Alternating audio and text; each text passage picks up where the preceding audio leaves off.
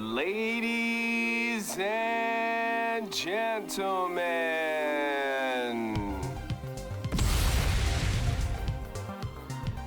you're watching GEEKCASTER, everything sci-fi fantasy. I'm Michael, and today we've got in the studio, we've got the one and the only Dayveonne Bussey, the wrangler, the studio maker, what's it called? The Film Fest creator, down and dirty, Dayveonne Bussey. We got from the other side of the world, the fabulous Queen of Ice and Lemonade Stands, Phoenix Sparks. And DA director, Wes Clark from the Clark Brothers, also from B2S Media. Wes Clark. How art thou? How is everybody doing? Thou is forever gracious. Yeah. So, Yeah, every day above ground's a good one. who you telling? So, yes, you're watching GEEKCASTER, everything sci-fi, fantasy, and geek culture, pop culture commentary. Listen, there's a lot of stuff coming out. All the backlog content that was shot already, or they just finished up editing, all because of the pandemic. It's all coming out like a floodgate. One of them, Black Adam. I mean, this is huge. They had enough time to get it right and to really make sure this is amazing. Now, Dayveonne, you actually were able to see the premiere, so you saw this before most people on the planet. What's your take on Black Adam? If you are a huge DC fan, you will appreciate how they actually did Black Adam. You'll definitely appreciate the way The Rock performed and his abilities of being the character. The film itself, yes, it has a little gripes, a little situations that some of us is like, but overall, it was a very good film. My only gripe with the film, should have been a rated R. I agree. It really should have. It should have. Okay. Yeah. Now, why do you say that so quick, Wes? Well, just knowing the character and, all the stuff behind the character, it could have, and even just looking at, I didn't see the film yet. I'm seeing it tomorrow, Thursday, something like that.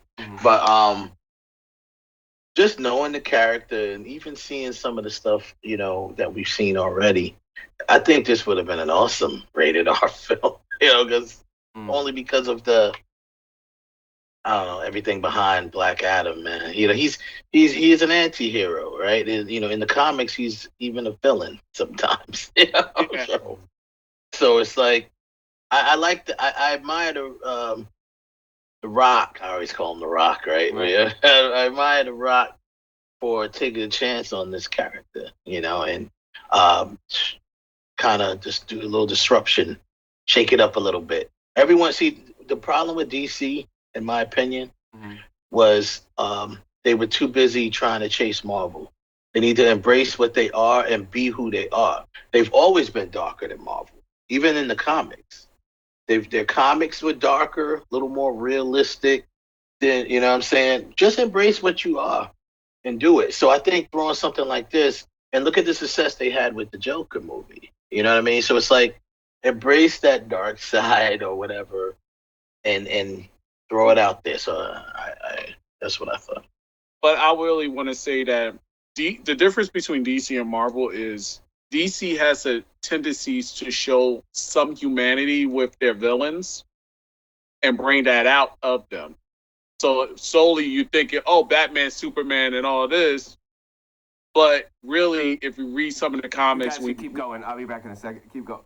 Okay. If you read some of the comics, it's focused more on some of these villains' humanity and why they became who they became. Yeah. And compared to Marvel, they just focus on all the mutants and everything else. Yeah. With their villains, it wasn't in the Marvel Cinematic Universe. Yeah. it wasn't until the Russo brothers joined until they started kind of fleshing out their villains a little more, giving them more depth and a little more meaning. But I know what you're talking about in the comics. Yeah, they focus on whatever, you know. In the comics, they really start. Marvel started doing that in the Marvel Cinematic Universe. In the comics, they didn't do that with the villains. Yeah. But DC is the only one that actually stayed afloat, even in the films and the cartoons and the comics. So it was like, okay, that's why they did the Suicide Squad, because Suicide Squad, you started to see some humanity with these villains Yeah. that's trying to somewhat forcefully was doing good. But then after a while, you started to notice they like, you know what? I'm going to help you through this. It's not Yeah. because of this. I'm just going to do it. Well, everyone is, you know, every villain is the hero of their own story, right?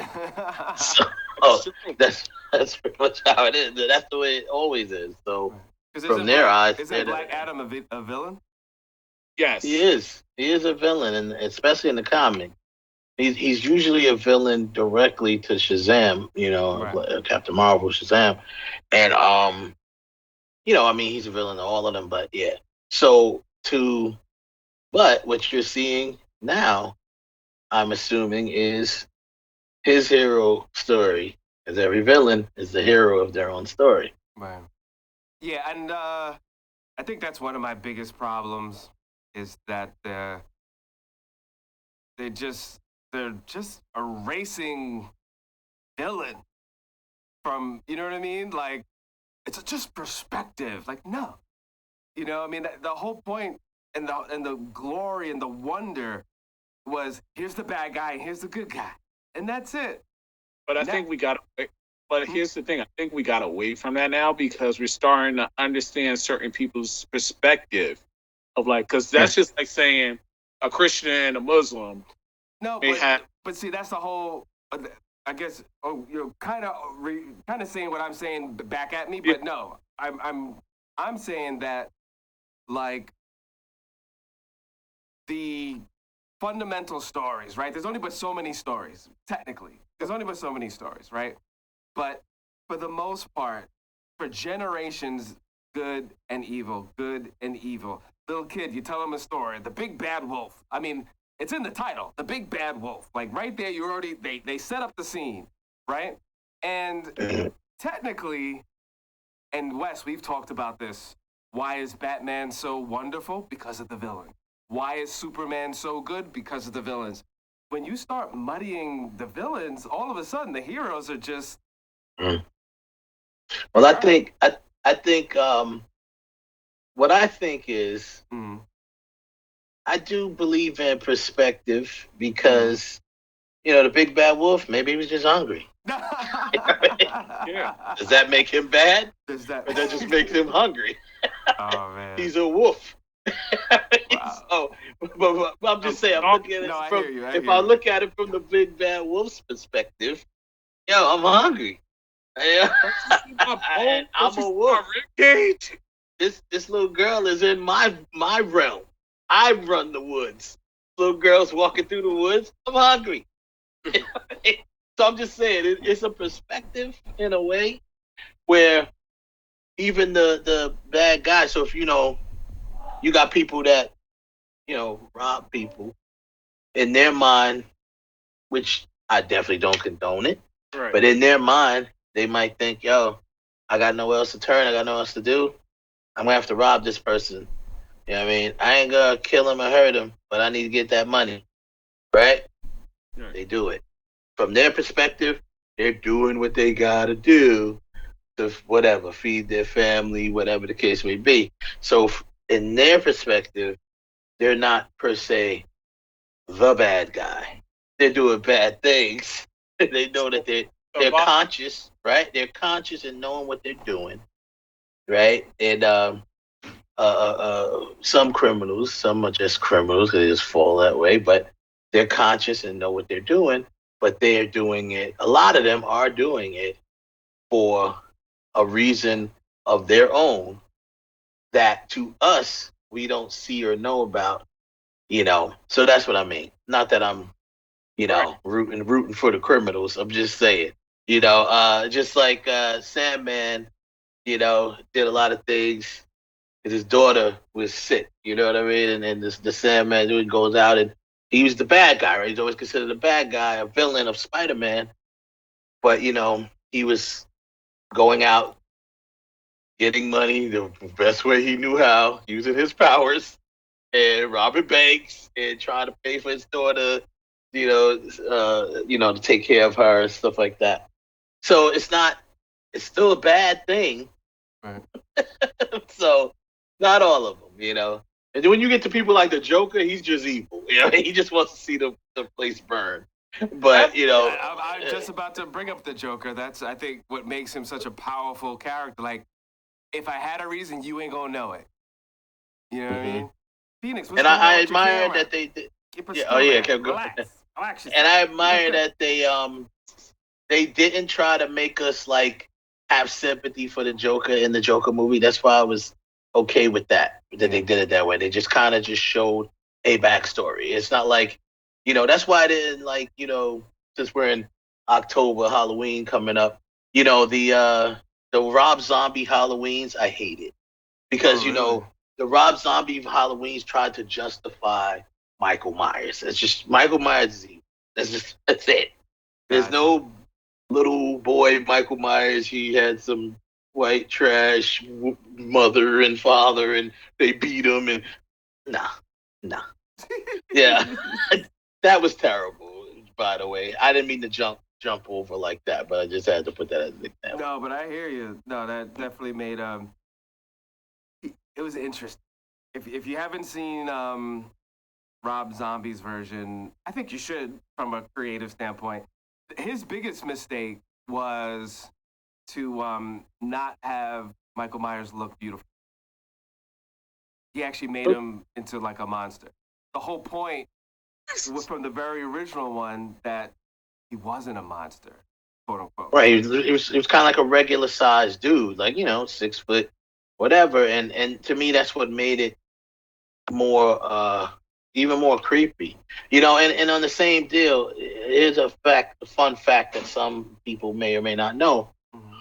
You know, he Rob Zombied us basically. You know, he did his Rob Zombie thing, and you know the original Halloween didn't even have blood in it. No, it didn't. A lot of people didn't even have blood. Right. A lot of people missed that. Yeah. There was no blood in original Halloween. It was still creepy. Right. It was still scary as you know what. But it didn't have to be gory. It didn't have to be, even the kills. You didn't see like blood splattering everywhere. You may have saw a little blood after they found the bodies. Because think about it. I just watched this movie about maybe a few weeks ago before I watched the new one. I went and watched that one. 1, 2, 3.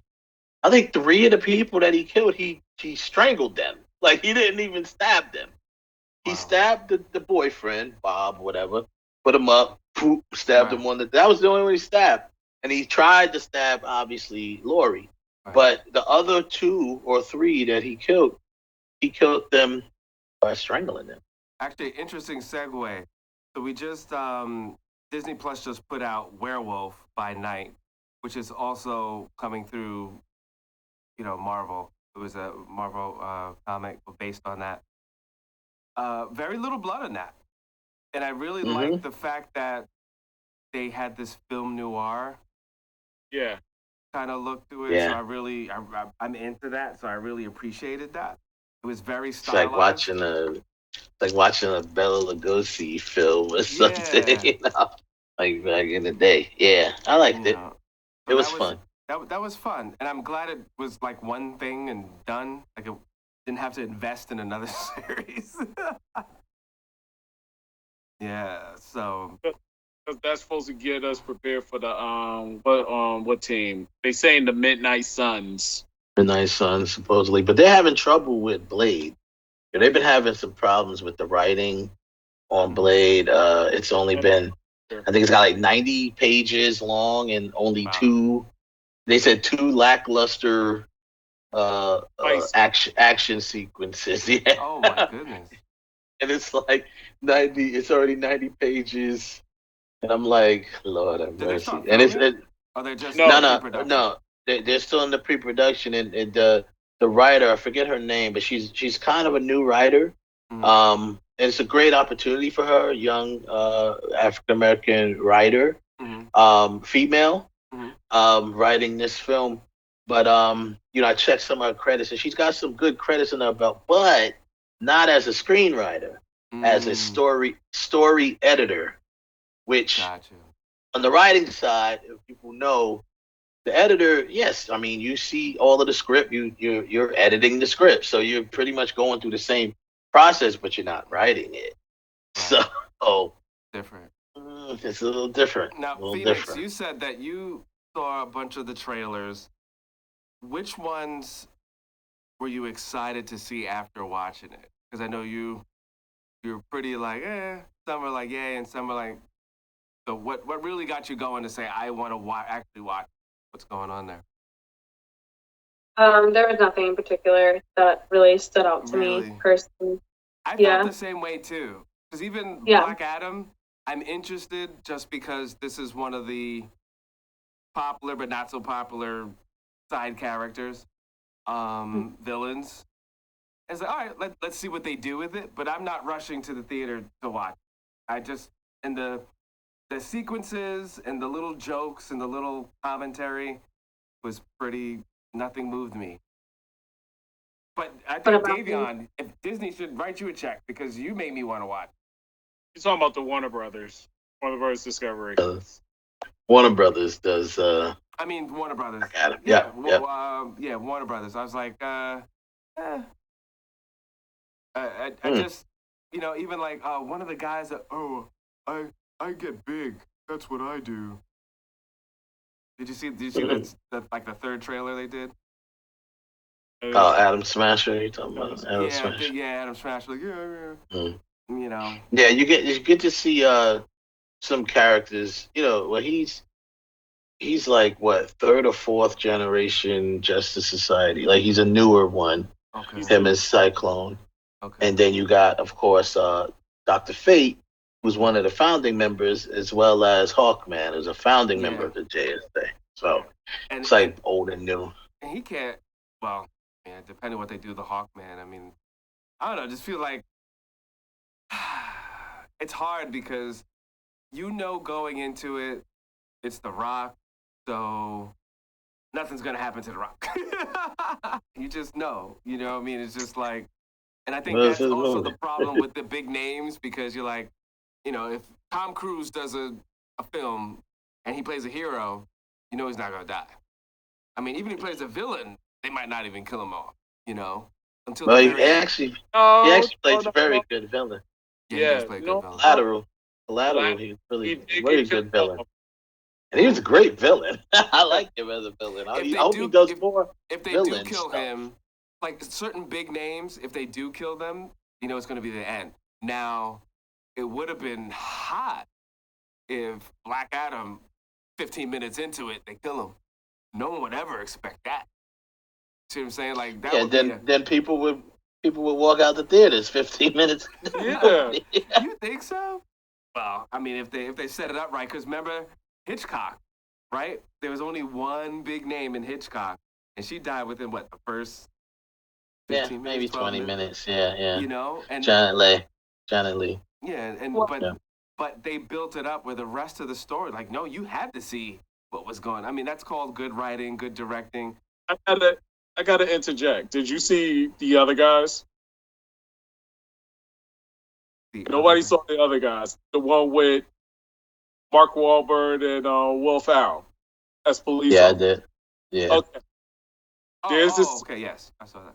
Okay, there's a part in the film which is in the beginning where Samuel Jackson and The Rock are these popular police officers.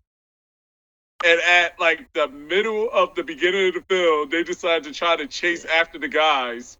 And they're like, you know what we got to do? Yeah, we're going to aim for the bushes. So they jump off the building and they die. Spoiler alert. Yeah. Yeah, no, definitely. It could be done. It could be done. I just think that, as you know, part of the someone like The Rock he's one of the main draws because some people he has his own fan base. Right. So some people just says some people just go and I'm not going to see Black Adam just because of The Rock, but I'm a big fan of his. I never even invested in the Fast and the Furious movies until he got in them.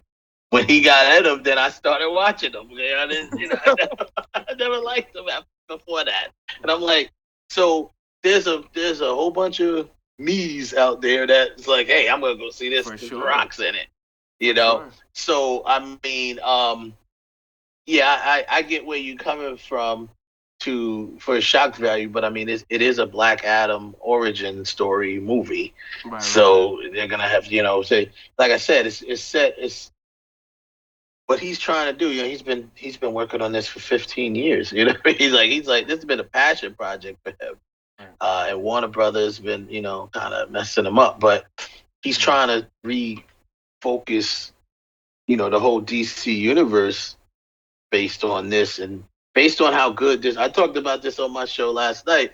Based on how good this film does, it may set off because he's single-handedly the reason that Henry Cavill is back as Superman. Right. Yeah. That's power. That's power. I heard there was a meeting and he basically was like, "Y'all need to figure this out. I'm gonna leave. By the time I come back, y'all need to figure this out." He said that for over 6 years he's been fighting for him, and he said, the old guard of the WB, they kept telling him no. He's been wanting to have Superman in the movie and this and the other, whatever. And I'm saying, spoiler, I haven't seen the movie yet, but I'm almost 100% sure he's going to show up probably at the end credit scene. But the bottom line is, going forward, I believe that he's positioning himself and his team, because every interview, I've seen about 8 interviews of him, he's positioning himself and his team to maybe take over the DC part of Warner Brothers because they need it. They need something. They need someone to take over. I'm gonna insert myself in this situation. Now, Dwayne, if you basically take over the DC universe, and if you're watching this, I'm putting it out there in the air. Dang, my mask is right there. Please have me as Jason Todd Red Hood. That's great. The Red Hood. I mean, one thing he keeps pushing, right? He plugs his team, and he says we are trying to listen to the fans. And if he's trying to listen to the fans, then that alone is going to get him. He's going to get somewhere with that. Right. He's going to get somewhere with that. So he's really plugging hard. Him and his team, Danny, Hiram, Garcia, that's his team. I haven't heard those names so many times, so much in all of his career. But he keeps plugging their names, I believe, because he wants you to get to know their names because they might be running DC. Wow. That's crazy. Well, he is, we've seen over the years from wrestler to an image to just a brand, he has developed to be a smooth actor. Yeah. And I just hope they allow him to do all the notes. And I've seen it in a lot of, there's been a lot of stuff that, they just throw him in there, give him a bunch of money, do this, just content. But if you watch I've watched all the content and I've seen the growth. Like, there's always 1 or 2 scenes where I'm like, okay, he's growing as an actor. So it would be nice to see if he could be in that position of power where we could show depth without watering down and just, you know what I mean? Because like DC, like you said, Wes, DC has a very special, magical, gritty thing to it. If you think about it, all their backstories are like ridiculously painful and dramatic. A lot of them. Right. Yeah. While Marvel, it's like based in reality, but everything is by accident. Oh, by accident. Well, by Yeah. this, Yeah. I mean, that's right. a good point. That's a great point because when you think about it, even their brightest character, Superman, comes from a grim background. His freaking planet exploded. You know what I mean? His So parents was like, so we're, yes, he was raised by some good people, he was on adopted. Earth. Say it right. But He was adopted. Not legally. He was never legally adopted Wow. because he could have never He's an think illegal. about it. Wow, he's an Yeah, illegal he's alien. an illegal alien. Literally, Wow. illegal alien. It's an alien from another planet. And when you take that, another thing I point out with DC is a lot of their heroes don't have superpowers. A lot of them are, just regular people, just going out there fighting crime. You look at Batman and that whole staff, Batman, Robin, all of them out there. Green Arrow, he doesn't have any powers. Like people like that. But they doing their thing, man. So, you got some that do, but their power people are like godlike powers. Like all of their powers people, Superman, Wonder Woman literally is a god, right? And then you got Flash and all these people. Their power people they just are like, made up. They just did a. I mean, they not made up because they've been in the comics for a little while. But as far as the movie they just came out with, where they were, it's Marvel. It's Marvel. It's it's Marvel. But the New Mutants. New Mutants? No. Because we were talking about they came to Earth, but they're like You're almost talking like about the Eternals. The Eternals. The Eternals is almost like they're Wonder Woman light. They're like Superman light. Yeah. Because Icarus is they're all like godlike, right? Yeah. So Icarus is kind of like They even poked fun at that in the movie. And he saw him. He's like, yeah, little kid's like, yeah, man, you're Superman or something like that. They said. He's like, I'm not Superman. Something like that. Superman. Yeah, he's like, Superman. What are you talking about? Wrong. All right, so anyone that's watching this on cable, we're gonna end this right now. If you're watching a live stream, we're just gonna keep going. If you're watching this on YouTube or Instagram, this is gonna be cut into the first part, and we're gonna do the second part. So, hey, anyone on Twitch, just sit tight. We're gonna keep going.